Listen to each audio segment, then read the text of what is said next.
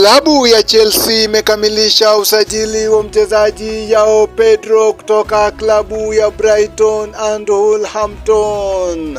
Joao Pedro mwenye umri wa miaka 23 anakuwa mchezaji wa hivi punde baada ya Marc Cucurella, Moises Caicedo na Sanchez kujiunga na klabu ya Chelsea. Atakuwa mchezaji wa 4 akitokea klabu ya Brighton kujiunga na miamba wa London The Blues.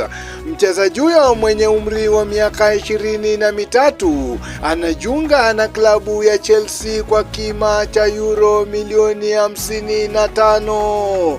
Joao Pedro ambaye amekuwa na misimu ya kufana akiwa na klabu ya Brighton amefanikiwa kuchana nyavu msimu goli 10 na kuasisti zingine 6 katika michuano yote ya Premier League aliyocheza michezo 20